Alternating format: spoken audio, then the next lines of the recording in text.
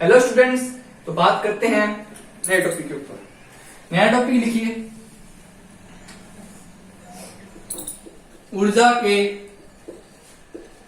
प्रकार, types of energy. ऊर्जा के प्रकार देखिए, लास्ट हमने पढ़ा था, वो थोड़ा रिवीजन करा देता हूं। देखिए, हमने kinetic energy plus potential energy पढ़ी थी। काइनेटिक एनर्जी और पोटेंशियल एनर्जी का एक सीधा सा एग्जांपल है, वेरी सिंपल एग्जांपल, वो हम डिस्कशन कर लेते हैं। देखिए, अगर आप गुलेल चलाते हो, गुलेल आप सबने देखी होगी, बचपन में आप चलाते थे। गुलेल पकड़िए, गुलेल के पीछे रबड़ वाला भाग होता है, नीचे वाला लकड़ी का भाग, प्लास्टिक का भाग, उसको पकड़िए और गुलेल का जो रबड़ वाला भाग है वहां पर एक पत्थर को रखिए और पत्थर को उस गुलेल यानी रबड़ है उसके साथ उस गुलेल पत्थर को खींचिए। पीछे आप जितना फोर्स लगाते हो, मतलब पीछे आप जितना खींचोगे ना, जितना ज्यादा पीछे फोर्स लगाते हो, उससे उतना ही फोर्स या प्लस उससे ज्यादा फोर्स क्या लगता है, आगे की ओर लगता है। मतलब पोटेंशियल एनर्जी क्या होती है, जो पीछे जितना फोर्स लगाते हो ना, उतना ही आगे की ओर काइनेटिक लगती है, तो पोटेंशियल एनर्जी। ठीक है, तो मतलब गुलेल को आपने क्या किया पीछे, मतलब पोटेंशियल एनर्जी आपने क्या दी दोस्तों, उसमें पीछे दी। और काइनेटिक एनर्जी उससे क्या मिली, थोड़ी ज्यादा। काइनेटिक एनर्जी ज्यादा प्लस में उतनी ही मिलती है, कम बहुत मुश्किल मिलती है। प्लस कम कम मिलेगी जब उस पे क्या लगे, ग्रेविटेशन का फोर्स लगे, गुरुत्वाकर्षण का फोर्स लगेगा, तब जाकर वो हमारी काइनेटिक एनर्जी कम हो जाती है। क्वेश्चन पूछा जा सकता है कहीं भी, ग्रेविटेशन का काइनेटिक एनर्जी का मान पोटेंशियल एनर्जी से कम कब होता है, जब उस पर ग्रेविटेशन का फोर्स लगता है। मतलब आप स्थितिज ऊर्जा को कहां से दो, यहां से जमीन से, धरातल से आपने 10 न्यूटन के फोर्स से फेंका और वस्तु 10 न्यूटन का फोर्स मान लिया 10 मीटर तक था और वो गया मतलब 8 मीटर तक ही, तो मतलब 8 मीटर तक काइनेटिक एनर्जी आपकी हुई, मतलब गति गई। तो 10 न्यूटन के कारण 10 मीटर जानी चाहिए थी, 8 मीटर गई है, तो किसके कारण कम हुई, हमारे ग्रेविटेशन के कारण कम हो जाती है। बस नेक्स्ट एग्जांपल देख लेते हैं एक और। नेक्स्ट हमने क्या पढ़ा, आप त्रिकोण चलाते हो, धनुष चलाते हो, हम क्या चलाते हैं, धनुष। धनुष आपने देखा होगा,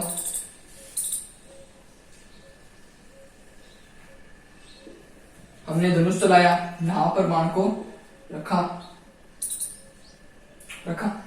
अब क्या करते हैं, इसको पीछे खींचते हैं, मतलब इसकी स्थितिज ऊर्जा पोटेंशियल एनर्जी को जितना पीछे खींचोगे तो उतनी ही हमको काइनेटिक एनर्जी आगे, प्लस ज्यादा आपको काइनेटिक एनर्जी आगे मिलेगी। पीछे जितना खींचोगे उतना ही आगे की ओर काइनेटिक एनर्जी जाती रहती है। समझ में आ गया दोस्तों? तो बस ये एग्जांपल भी बार बार मैंने करवाया। आप देखते हैं वीडियो के अंदर इसके प्रकार, यानी टाइप्स ऑफ एनर्जी, ऊर्जा के प्रकार। तो देखिए, ऊर्जा के कैसे हम प्रकारों को डिस्कशन करते हैं। मतलब ऊर्जा के प्रकार है ना, कितने होते हैं, बहुत सारे होते हैं। तो देखिए, सबसे पहले हमने पढ़ा था यांत्रिक ऊर्जा। यांत्रिक ऊर्जा पढ़ी थी, तो यांत्रिक ऊर्जा में लिख लीजिए, 1 नंबर डालिए दोस्तों, यांत्रिक ऊर्जा।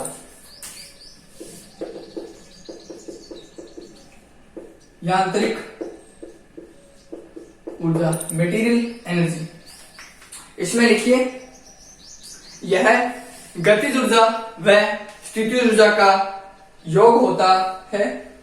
यह गतिज ऊर्जा प्लस स्थितिज ऊर्जा का क्या होता है दोस्तों, योग होता है। अब नेक्स्ट लिखिए, वस्तु में गति या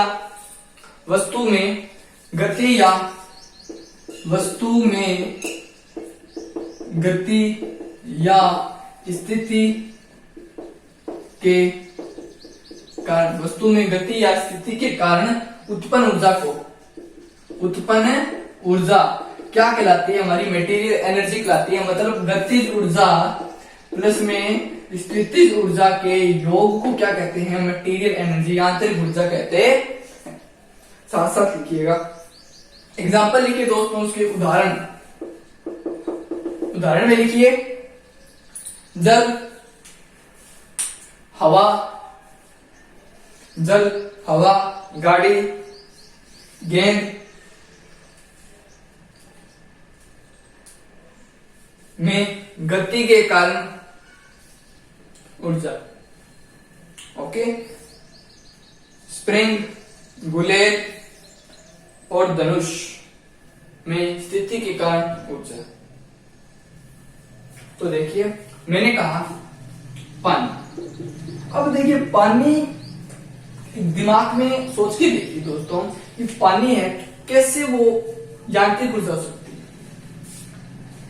माइंड में सोचिए कि पानी कैसे हो सकता है हमारा ऊर्जा, मतलब यांत्रिक ऊर्जा कैसे हो सकती है। तो आप देखते हो कि पानी हमारा है,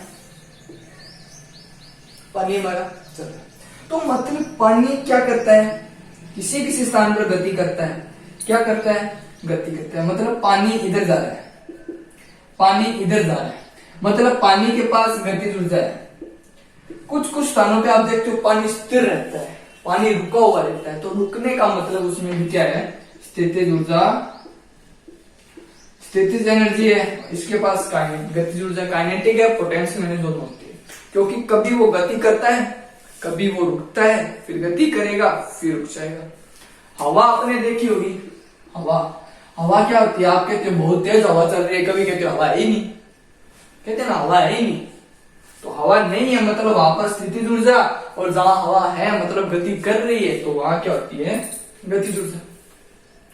अब नेक्स्ट बताया था स्प्रिंग। स्प्रिंग वाला स्थिति के कारण क्यों, क्योंकि जितना उसको पीछे खींचते हो, स्प्रिंग को खींचकर छोड़ दोगे उतनी गति करेगा, उतनी गति करेगा। अगर आपको स्प्रिंग वाला एग्जांपल अच्छी तरह समझना है तो क्लास 10th में आप जाइए और वहां पर हमारी वीडियो मिलेगी आपको, वर्क एनर्जी एंड पावर। उसके अंदर विस्तार पूर्वक समझिएगा। टॉपिक का नाम है conservation of energy. Conservation of energy में आप इसको विस्तार पूर्वक समझ सकते हैं, ऊर्जा का संरक्षण। तो मतलब स्प्रिंग आ गया, जितना खींचो उतनी आगे जाएगी। धनुष वाला, धनुष हमने अभी देखा था, धनुष वाला भी आप विस्तार पूर्वक देख लीजिए। इसमें भी धनुष है, 10th वाली वीडियो में धनुष को बताया गया है। धनुष, उसके बाद में स्प्रिंग आ गया, धनुष आ गया, बस बचा क्या, गुलेल आप देख लीजिए। गुलेल का अभी आपको एग्जांपल बताया है। ये आगे दोस्तों यांत्रिक ऊर्जा में। नेक्स्ट डालिए उष्मा ऊर्जा। उष्मा ऊर्जा, हीट एनर्जी।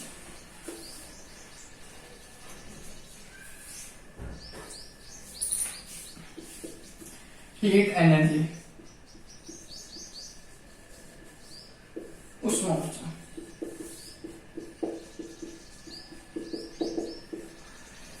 इसमें देखिए दोस्तों, जलती हुई वस्तु, जलती हुई वस्तु या वस्तु में निहित ऊर्जा को, जलती हुई वस्तु या वस्तु में निहित ऊर्जा को क्या कहा जाता है, या वस्तु में निहित ऊर्जा को क्या कहा जाता है, हीट एनर्जी कहते, हीट एनर्जी कहा जाता है। एग्जाम्पल लिखिए, कोयले की उष्मा, कोयले की उष्मा से इंजन चलना, कोयले की उष्मा से इंजन चलना। नेक्स्ट लिखिए पेट्रोल या डीजल, पेट्रोल या डीजल से वाहन का चलना, पेट्रोल या डीजल से मतलब उष्मा, हीट मिलनी। हीट हम कितनी दे सकते हैं, तो मतलब आप खाना बनाते हो, खाना बनाने के लिए गैस आएगी हमारी, और गैस को आप लगाओगे जब तक हमारा खाना बनेगा। तो खाना मतलब उस गैस, और वो गैस कहां से आएगी, गैस कहां से, इंजन से, मतलब कोयले के दहन से। अन्य प्रकारों से हम देखते हैं कि एलपीजी कैसे बनी, उसके बारे में भी हम बातें करेंगे, कैसे एलपीजी बनती है, गोबर गैस प्रयोग हम देखेंगे। तो मतलब वो कैसे बनी, तो उससे बनी, तो जो हीट हमें मिलती है, जो हीट हमें मिली, वो हीट क्या है, उष्मा ऊर्जा। एग्जाम्पल लिख लिया, कोयले के दहन से उत्पन्न ऊर्जा। नेक्स्ट लिखिए, डीजल व इंजन से चलित या मिलित ऊर्जा। ओके, हीट उष्मा। नेक्स्ट लिखिए दोस्तों, रासायनिक ऊर्जा, केमिकल एनर्जी। रासायनिक ऊर्जा, chemical reaction, sorry chemical reaction याद रहा, केमिकल एनर्जी, रासायनिक ऊर्जा। लिखिए, ईंधन में निहित ऊर्जा, ईंधन में निहित ऊर्जा, सेल व बैटरी में रासायनिक ऊर्जा। अब देखते हैं कि केमिकल का मतलब क्या होता है। मतलब जो केमिकल का मतलब है ना, रसायनों के द्वारा, नेक्स्ट देखिए आप लाइन ये कार्ड क्लोज कर नई लाइन लिखिए, रसायनों के द्वारा उत्पन्न हीट, रसायनों के द्वारा उत्पन्न ऊष्मा को रासायनिक ऊर्जा कहते हैं। नेक्स्ट लाइन में लिखिएगा, सेल व बैटरी में रासायनिक ऊर्जा ही विद्युत ऊर्जा में बदलती है। मतलब अब बात हमें ये करनी कि जो केमिकल होता है ना, तो मतलब रासायनिक ऊर्जा जो होगी ना, वो रासायनिक ऊर्जा किस में बदल देगी, विद्युत में बदल दे। मतलब रासायनिक ऊर्जा किस में बदल देगी, विद्युत में बदल देगी, हीट में बदल देगी। तो उस ऊर्जा को क्या कहते हैं, रासायनिक ऊर्जा कहते हैं। एग्जांपल देखिए, धूप से वस्तु गर्म होना, धूप से किसी वस्तु का गर्म होना, मतलब कोई लाइट आएगी, प्रकाश आएगा, धूप आती है, उसके ऊपर कोई चीज रखते हो आप, लोहे की रख दो, लकड़ी की रख दो, वो क्या हो जाती है, कोई भी वस्तु गर्म हो जाती है। तो गर्म होना क्या है, रासायनिक ऊर्जा। नेक्स्ट देखिए, प्रकाश ऊर्जा, लाइट एनर्जी, प्रकाश ऊर्जा मतलब लाइट एनर्जी। लाइट एनर्जी में लिखिए दोस्तों, सूर्य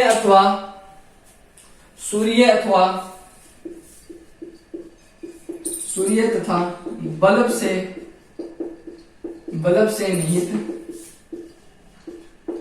ऊर्जा, सूर्य तथा बल्ब से निहित ऊर्जा को क्या कहते हैं, प्रकाश ऊर्जा कहते हैं। एग्जाम्पल लिखिए,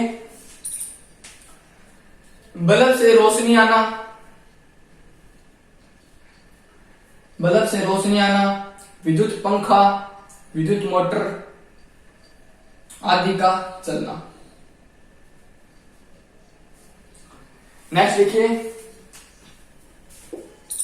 चुंबकीय ऊर्जा, मैग्नेटिक मटेरियल यांत्रिक, मैग्नेट यानी चुंबक, मैग्नेटिक एनर्जी, चुंबकीय ऊर्जा। चुंबकीय क्षेत्र में निहित ऊर्जा को चुंबकीय ऊर्जा कहते हैं। चुंबकीय क्षेत्र में निहित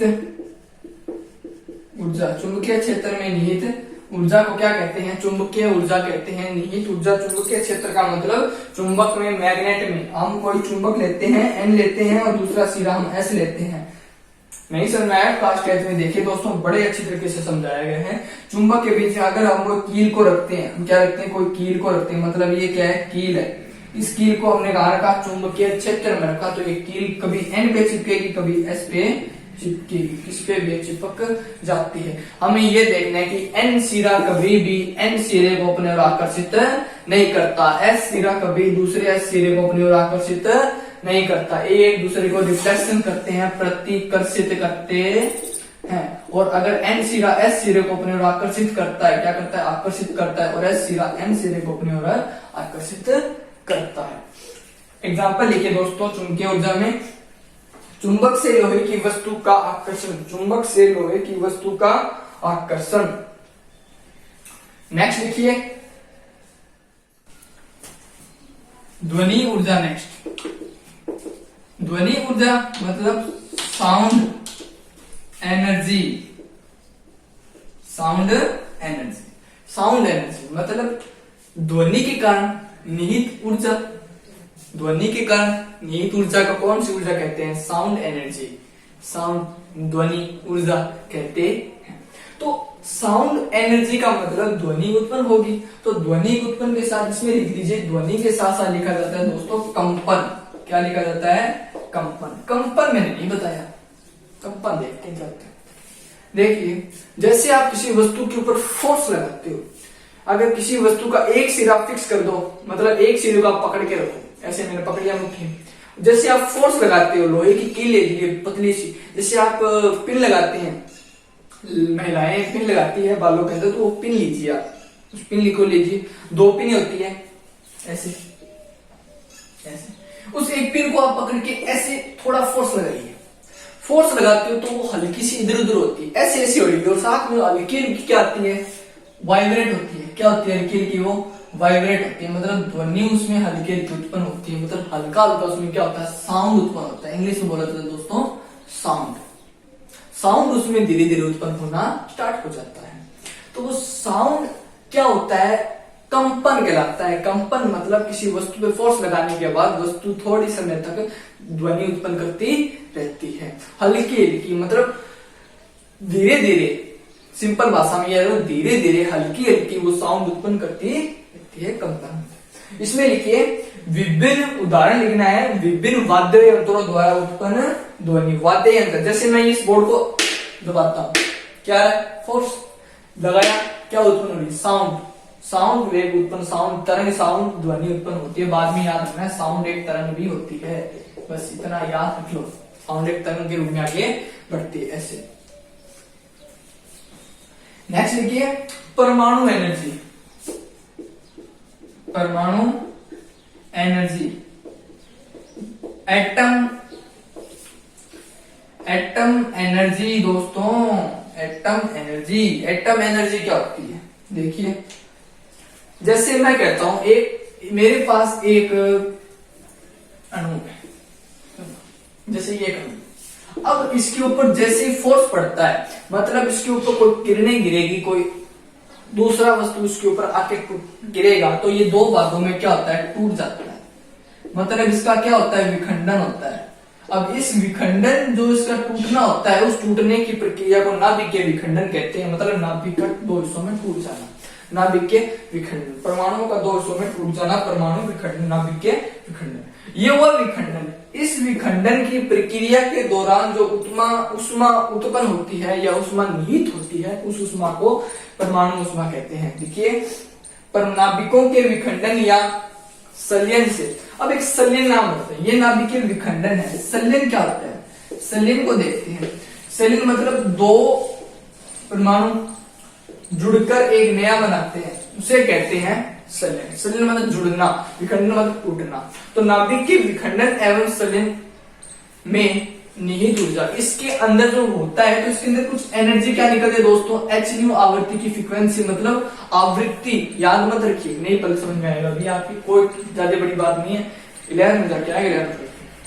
मतलब जब ये टूटता है, मतलब जब कोई वस्तु टूटती है, मतलब आप ये देखते हो, जैसे एग्जाम्पल बोलो कीजिए, गाड़ियों की टक्कर हो रही है, टक्कर होगी, टक्कर के कारण क्या होता है, एनर्जी उत्पन्न होती है। एनर्जी, गाड़ियों की जैसे टक्कर होती है, कार की टक्कर एक दूसरे से होती है, समान आपस में दोनों चीजें टूट जाती है, मतलब टूट गई तो मतलब विखंडन हुआ। वहां पर क्या होती है, हीट उत्पन्न होती है, उष्मा निकलती है, वहां पर साउंड निकलता है, वहां पर क्या निकलती है, नाभिकीय ऊर्जा निकलती है, परमाणु एटम एनर्जी निकलती है।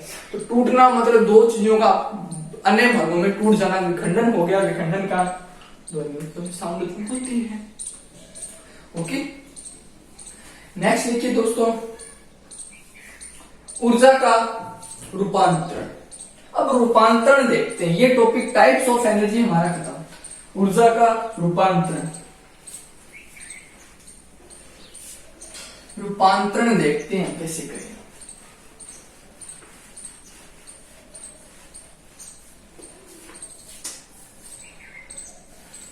ऊर्जा का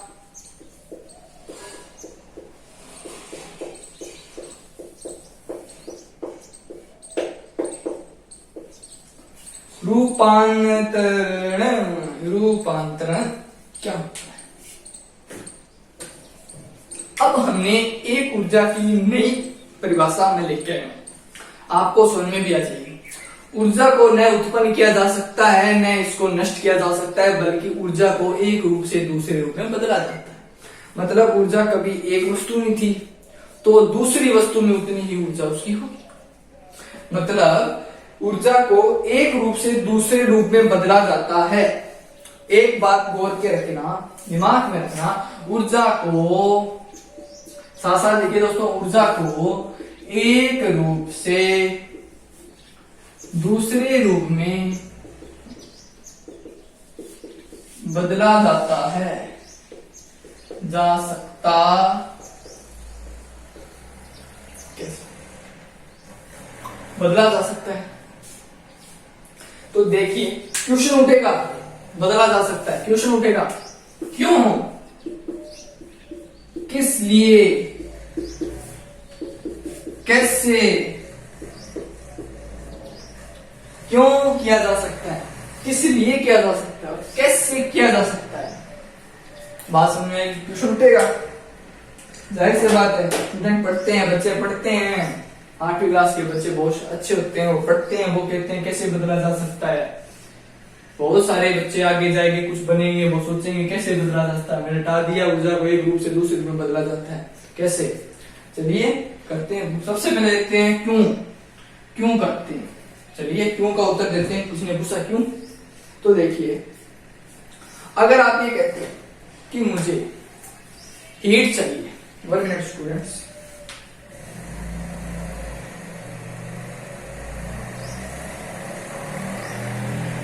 अब देखिए आप ये कहते हो मुझे हीट चाहिए, मुझे हीट चाहिए, एनर्जी चाहिए, किसके लिए, अपने लिए। मुझे क्या करना है, मेरा पंखा ऑन करना चाहिए, मेरा पंखा चलना चाहिए। क्या करना चाहिए, चलना चाहिए दोस्तों, मेरा पंखा घूमना चाहिए।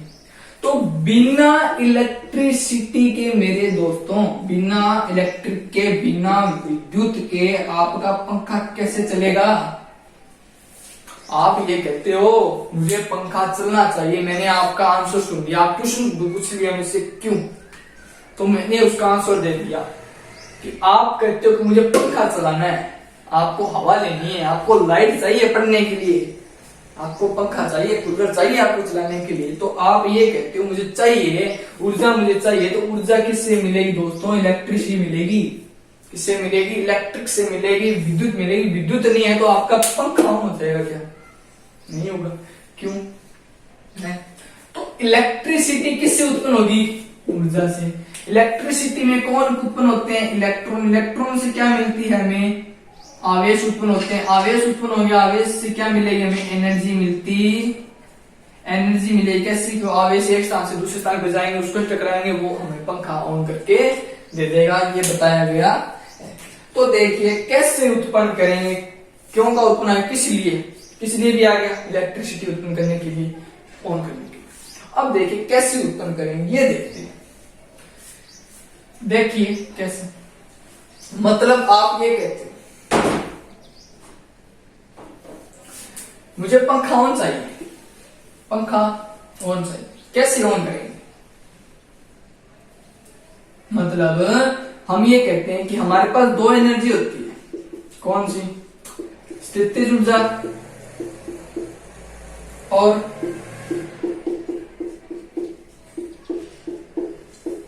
गतिज ऊर्जा। इन दोनों के योग को प्लस कर दो, जोड़ दो, क्या मिलेगी, यांत्रिक, यांत्रिक बनी। तो मतलब स्थितिज ऊर्जा गतिज ऊर्जा से यांत्रिक मिली, यांत्रिक मतलब मटेरियल, और ये मटेरियल क्या होगा हमारा, इलेक्ट्रिक हमें उत्पन्न करके देगा। इस इलेक्ट्रिक के कारण हमें क्या मिलेगी, एनर्जी मिलेगी।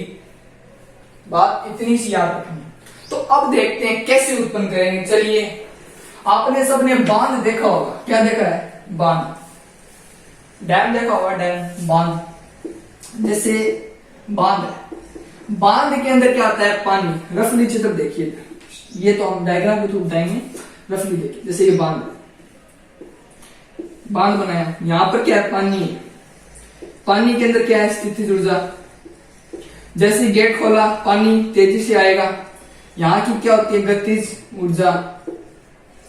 यहाँ कौन सी ऊर्जा, स्थितिज ऊर्जा। बार बार बता रहा हूं दोस्तों ये बात, यांत्रिक ऊर्जा, स्थितिज ऊर्जा, गतिज ऊर्जा। यहाँ का पानी गति करेगा, इन दोनों के योग से यहाँ मैं एक टरबाइन को रख देता हूं, क्या रख दिया, टरबाइन।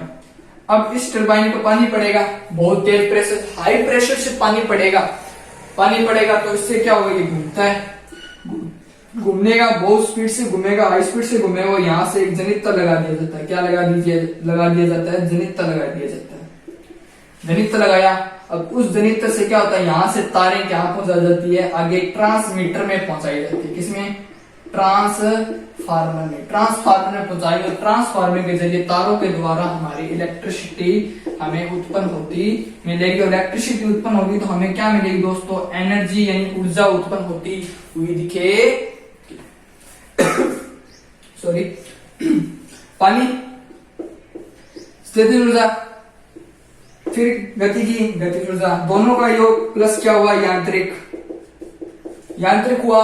यांत्रिक होने से मतलब टरबाइन पे पड़ा है, जनित्र के अंदर एनर्जी गई, जनित्र इसको आगे ट्रांसफर करेगा, ट्रांसफार्मर बहुत सारी युक्तियां होती है, उसके द्वारा इलेक्ट्रिक आगे पहुंचाई जाएगी। इलेक्ट्रिक से हमें एनर्जी मिली, इलेक्ट्रिक से हमारा पंखा या कूलर ऑन हो जाता।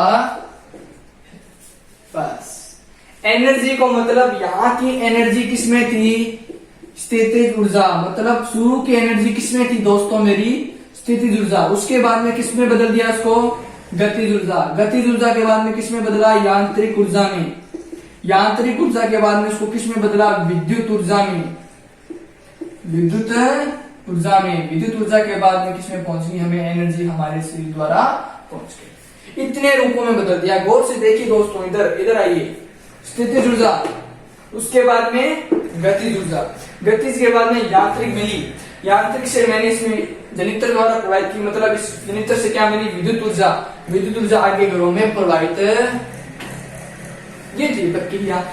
ऊर्जा वो एक रूप से दूसरे रूप में बदला। पहला रूप कौन सा था, स्थितिज वाला था, और स्थितिज इसके पानी के अंदर कौन सी एनर्जी होती है, यांत्रिक तो होती है, आपको पता है। स्थितिज प्लस गतिज, शुरू में एग्जांपल लिया था यांत्रिक ऊर्जा, पहली ये वीडियो स्टार्ट की, इसमें पहला टॉपिक हमने यांत्रिक ऊर्जा पढ़ा, ये था दोस्तों ऊर्जा का। अब एक डायग्राम के थ्रू इसको समझते हैं। यह समझाने वाली बात थी, ये लिखनी नहीं है। देखिए ये डायग्राम बनाना है दोस्तों। इधर लिखना है बांध का पानी, बांध का पानी, फिर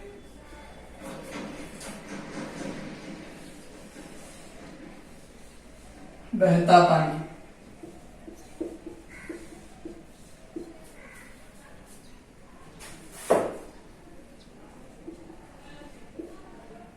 पानी का प्रवाह। इसके बाद पानी को किस पर डाला, टरबाइन पर डाला, विद्युत जनित्र में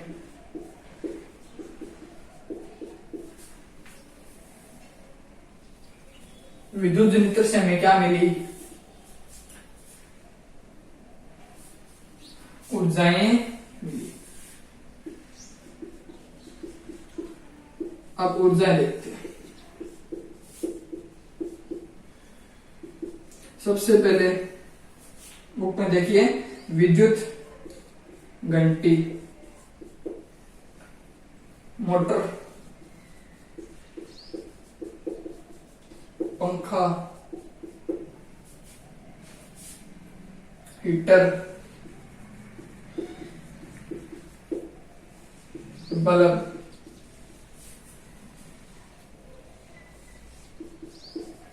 कारखानों में ऊर्जा। अब देखिए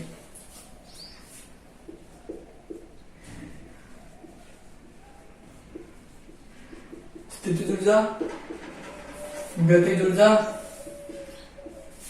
3 नंबर पे। अब देखिए दोस्तों, ये मैंने सामने डायग्राम बनाया, डायग्राम के थ्रू देखिए क्या लिखा। मैंने कहा कि हमको ऊर्जा प्राप्त हुई, मैंने ये कहा हमको ऊर्जा प्राप्त हुई, सीधी सी बात है। एक रूप से दूसरे रूप में मैंने ऊर्जा को बदला, बाद वाला एग्जांपल बताया था, क्लियर है, नो डाउट। तो अब एक डायग्राम है, इस डायग्राम में जो सारा बेस क्लियर, पहले उधर कर दिया, अब जाके इधर कर देंगे। देखिए स्थितिज ऊर्जा मतलब बांध का पानी जो है स्थिर था, स्थितिज ऊर्जा थी उसके पास, मैंने बताया था, डायग्राम में लिखा था। उसके बाद में पानी का जैसे प्रवाह करवाया, बहता पानी, पानी बह रहा है, मतलब किस पे, गतिज ऊर्जा उसको मिली। स्थितिज प्लस गतिज से क्या मिली, यांत्रिक। तो टरबाइन यहां रखा है, टरबाइन के ऊपर पानी को डाला, जैसे ही पानी का प्रवाह गया, टरबाइन पर पानी गिराया, यहां पर टरबाइन पर पानी गिराया। जैसे ही टरबाइन के ऊपर पानी गिराओगे, तो टरबाइन में पानी गिराओगे तो विद्युत जनित्र पे ऊर्जा मिलेगी। जनित्र से ऊर्जा कौन से कहते हैं, विद्युत ऊर्जा।